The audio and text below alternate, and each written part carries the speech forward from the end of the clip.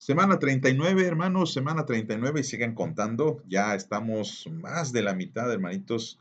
Gracias a Dios. Ya después de esta semana nos faltarían 3 elecciones y con eso estaremos terminando nuestro reto de la Biblia cronológica y el año entero también. Dios bendito. Parece que fue ayer cuando iniciábamos este reto y comenzamos a leer los primeros pasajes de Génesis, ¿se acuerdan?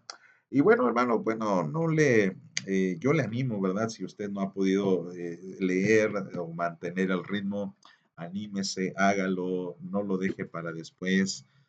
Estas metas son muy buenas para la espiritualidad, para que tengamos esta comunión con el Señor, porque esto es lo que nos ayuda a que podamos crecer espiritualmente y conocer más de Dios, conocer más de su palabra, conocer más de la salvación. Y bueno, pues ya hemos dicho que hemos prácticamente casi concluido lo que podría ser nuestra etapa del exilio, nuestra etapa del posexilio.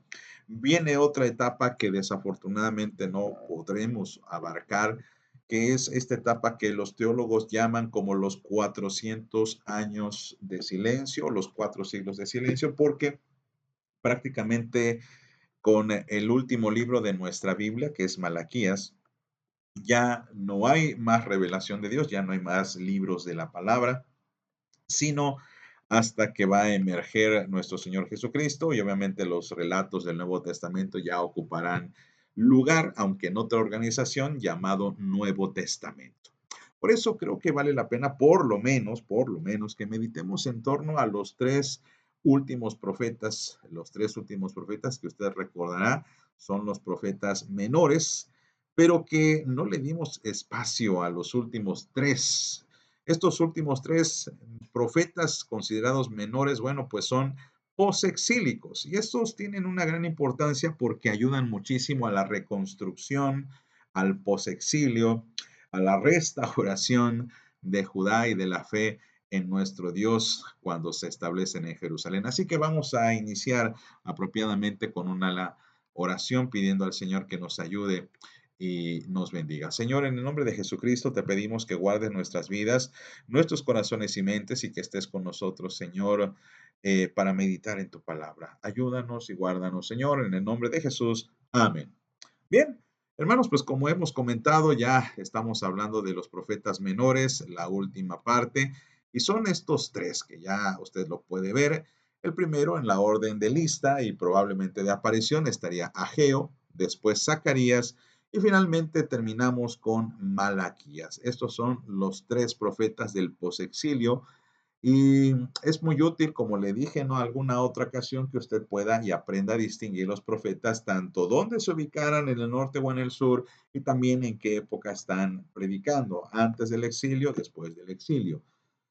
Y esto nos va a ayudar, hermanos, pues para que podamos entender cuál es el mensaje de estos profetas. Porque a diferencia de los profetas anteriores o los profetas, vamos a llamar del preexilio, estos profetas tuvieron un poquito más de validación, por así decirlo, porque gozaban de un respeto y posición entre los judíos.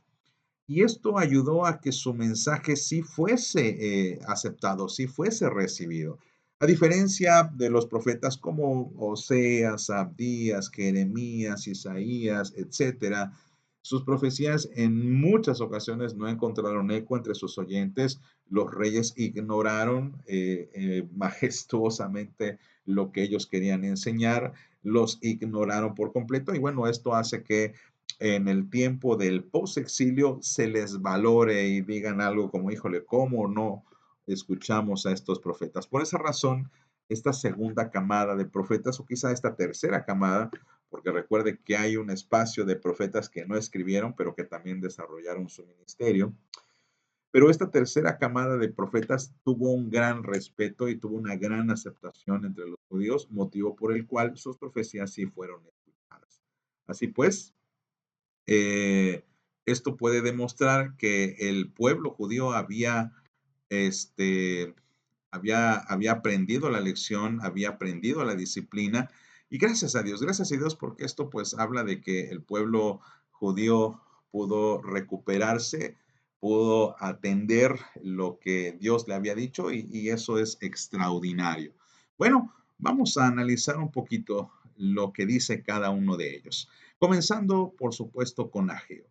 Ageo, el primero de la lista, dedica su mensaje para una exhortación a los judíos, porque los judíos en esta etapa estaban muy ocupados con la reconstrucción, pero de sus propias casas, es decir, estaban muy dedicados, muy ocupados para reconstruir lo que era sus domicilios. Incluso en algún momento el profeta se queja porque no solamente ya están reconstruidos los domicilios, sino que incluso se han dedicado a ponerle adornos y a tratar de hacerlos distintivos. Y el templo del Señor sigue destruido, el templo de Dios sigue en decadencia. No hay una clara intención de que los judíos vayan a reconstruir el templo y por supuesto ni siquiera la intención de que se restituya la adoración en el mismo. Por esa razón, el profeta Ageo hace una buena mención de Zorobabel, este príncipe del pueblo, para que gracias a su liderazgo, bueno, pues puedan reconstruir el templo. Y de esta manera, bueno, el exhorto para la gloria de Dios funciona, el pueblo toma atención, el pueblo lleva a cabo esta tarea y gracias a Dios, llevan a cabo esta reconstrucción y es así como en estos dos capítulos, Ageo es muy breve, dos capítulos nada más, bueno, pues nos va a animar a la reconstrucción del templo. De ahí sigue el profeta Zacarías. Zacarías es otro profeta que incluso, hermanos, es bastante amplio. Si usted ha llegado a leerlo en algún momento, y Zacarías tiene 14 capítulos. Esto es a veces lo contrastante porque Daniel tiene 12 y es parte de los profetas mayores, pero Zacarías y Oseas tienen 14 capítulos y a ellos no se les considera. Y a mi gusto me parece que de todos los profetas menores, quizá Zacarías es el más ignorado. Es decir, aunque Abdías, Joel, Ageo tienen muy pocos capítulos, Abdías tiene uno, Joel tiene tres, Habacuc tiene tres, Zacarías, que es un gran profeta y una gran extensión, como que no se le presta demasiada atención, más que en algunos cuantos pasajes cuando habla específicamente de la llegada del Mesías. Pero fuera de eso, prácticamente Zacarías es ignorado en la mayoría de los estudios bíblicos. Por eso, por un lado, pues le invitamos a que haga eh, pues un análisis, un estudio de este libro que creo no le va a decepcionar. Pero vamos a hacer una breve atención a su profecía. Y Zacarías incluso se puede dividir en dos partes que están incluso bastante claras. La primera es aquella que da del primer capítulo al 8 y que aquí sucede algo muy interesante. Hay discusiones entre los teólogos que dicen que Zacarías evidentemente fue escrito por dos autores. Esto ya lo hemos visto con Isaías y ya hemos visto las teorías en pro y en contra, aunque no detalladamente porque es bastante amplio y denso lo que podríamos compartir, así que quizá en alguna otra ocasión daremos un video especial para hablar de ello, pero con Zacarías sucede casi lo mismo, porque Zacarías hacia el primer capítulo menciona al rey Darío. Y usted recuerda que el rey Darío es contemporáneo también de Daniel. ¿Se acuerda usted que Daniel está en el séquito, o mejor dicho, en la corte de Darío cuando lo arrojan a la cueva de los leones? ¿Se acuerda usted de esa historia y de esa anécdota? Bueno, este Darío es el mismo en el que Zacarías comienza su profecía, muy contemporáneo de Ageo, y que incluso también va a dar algunas muestras de exhortación para que el pueblo reconstruya el templo o que tenga este aliento de reconstruir la fe de Israel. Pero a partir de la siguiente sección, capítulo 9, se piensa que escribe un profeta un poquito diferente.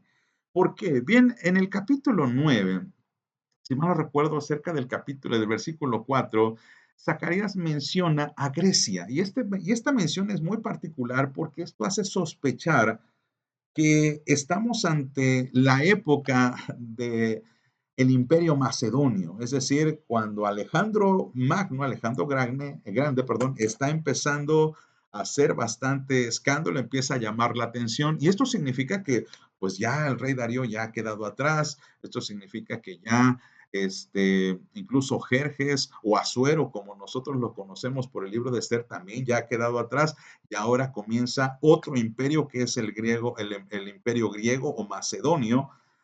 Y esto hace pensar, bueno, que los teólogos digan, bueno, seguramente aquí tenemos un profeta totalmente distinto, porque pues para el tiempo del rey Darío, Grecia ni siquiera figuraba, no era llamativo ni importante. Y esto va a ser algo interesante porque hay un mensaje dedicado a los enemigos de Israel, mensaje especialmente para este imperio que se está levantando, que está comenzando a llamar la atención, que ya les he comentado, está comenzando, perdón, a preocupar, pero que contra de esto, bueno, Malaquías va a dedicar sus profecías a decir, bueno, recuerdan a todos los enemigos de Israel, recuerdan a todos los enemigos de Judá. Bueno, pues Dios también va a levantar a su pueblo y no importa qué enemigo se levante, Dios nos va a sacar adelante. Y terminamos con el profeta Malaquías. Malaquías es posterior a Ageo y al primer Zacarías, que ya hemos dicho, esta es una teoría muy interesante que usted puede encontrar en algún libro de comentarios. Y aquí, bueno, ya el templo ya ha sido reconstruido, la clase sacerdotal está impartiendo su ministerio, pero hay algo que está comenzando a suceder en Judá. Estamos aproximadamente hablando de casi 30 años después de la reconstrucción del templo y parece que el desánimo se ha venido apoderando de los judíos, parece que la rutina se ha venido apoderando de los judíos, parece que la nación ya está comenzando a menguar en cuanto a su fervor religioso, sus ganas de servir a Dios, sus ganas de hacer lo correcto delante del Padre y comienzan a ofrecer sacrificios bastante defectuosos, comienzan a ya no exigir el diezmo, que usted sabe que es una de las partes que Malaquías enseña. Entonces el profeta pues los exhorta porque no están cumpliendo con su adoración a Dios y están siendo muy descuidados en la administración del templo, especialmente la clase sacerdotal porque, bueno, pues la clase sacerdotal está haciendo las cosas, como decimos aquí en nuestro país, muy al ahí se va, muy chambón, como decimos. Y por eso los 4 capítulos son de constante llamada de atención, de que tienen que animarse, tienen que hacer bien las cosas, tienen que animarse y seguir la ley. Y bueno, pues esto es lo que hace que también Malaquías sea un poquito retador. Rétenme ese capítulo famoso, ese pruébenme si no soy el Dios que abre las ventanas de los cielos y les doy bendición hasta que sobreabunde. Y con esto, hermanos, bueno, pues terminamos ya lo que es prácticamente el periodo del Antiguo Testamento. Ya terminamos y dejamos atrás. La próxima semana iniciamos el pueblo del Nuevo Pacto. Ya comenzamos a partir del día martes, 1 de octubre, comenzamos nuestras lecturas en los Salmos y ya para el miércoles estaremos abordando el Evangelio de Mateo, la genealogía de Jesús y estaremos ya hablando ya de otros temas con referencia a nuestro Salvador y Señor Jesucristo. Hermanos, pues espero que estos estudios y estos videos del Antiguo Testamento hayan sido de bendición, que sigan siendo de gran edificación para usted, para la iglesia y que el Señor les siga bendiciendo abundantemente. Hermanos, nos vemos pronto, Dios mediante. Hasta luego.